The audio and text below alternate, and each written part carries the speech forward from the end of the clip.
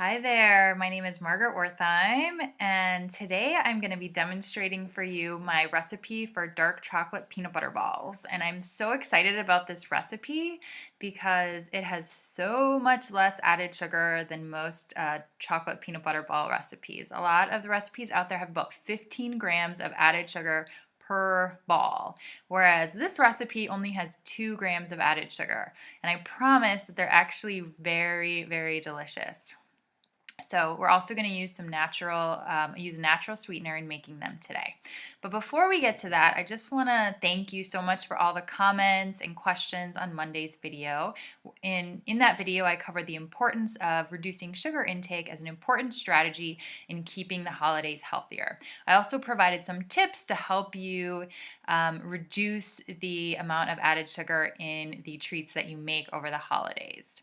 So this is really important during the holidays that we have treats as treats and not turn it into an everyday occurrence.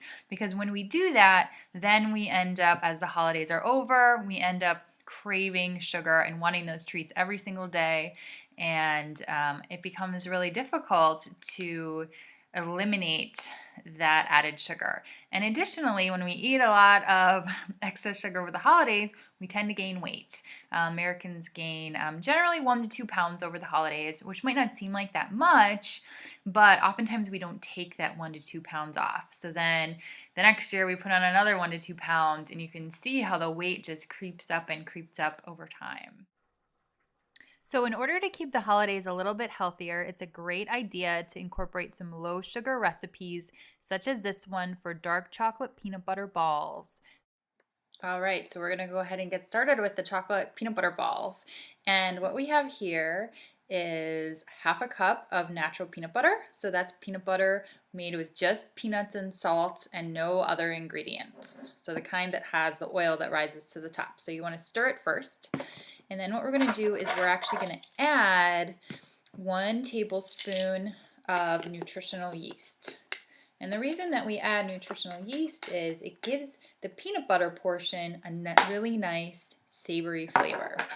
And we're also going to add 1/4 cup of almond flour. And we're going to add 1 tablespoon of pure maple syrup. So grade B maple syrup is great for something like this, but any kind of real maple syrup will work. So what you don't want to use is Aunt Jemima, Mrs. Butterworth's, any of that pancake syrup as it's called, because that's really made with high fructose corn syrup and caramel coloring, so it's really not a great sweetener. It doesn't have that great of a maple flavor, so you really want to use the real maple syrup. So now I'm just going to mix this all up until it's evenly distributed, combined, and you can see what it looks like now. So I'm just using a small bowl. And I'm going to go ahead and put this in the refrigerator now and chill it for about 20 minutes.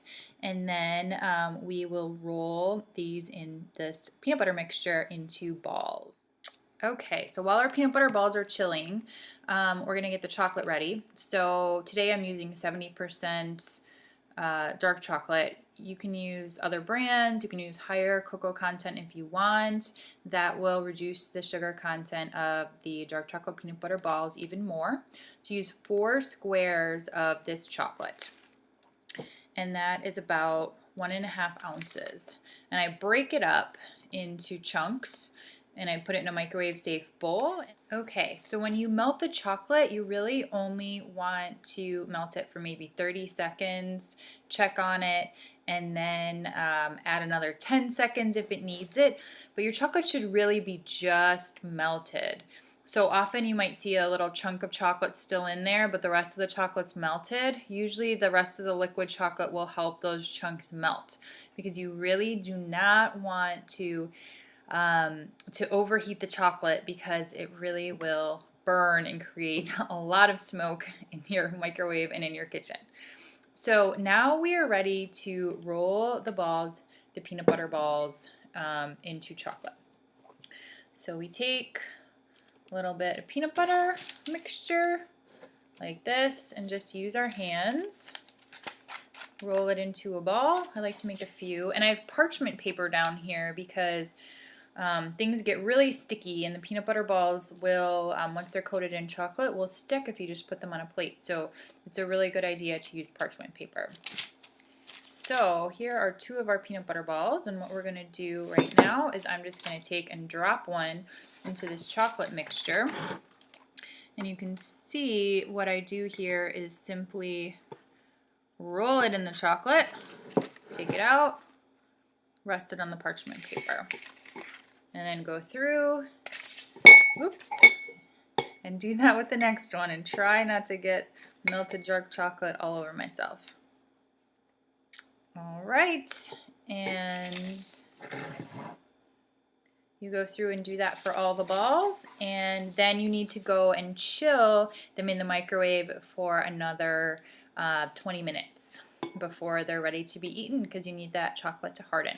And you do want to store them in the refrigerator as well. All right, 20 minutes have gone by, and our chocolate peanut butter balls are ready to eat. Mmm, absolutely delicious.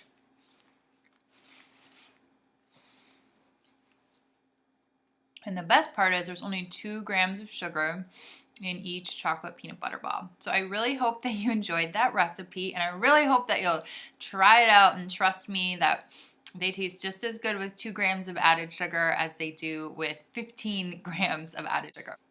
If you have any questions, please let me know or leave a comment. And I really hope that you enjoy this recipe, and stay tuned as video number 3 will be coming to you on Friday. All right, take care, and I will see you then.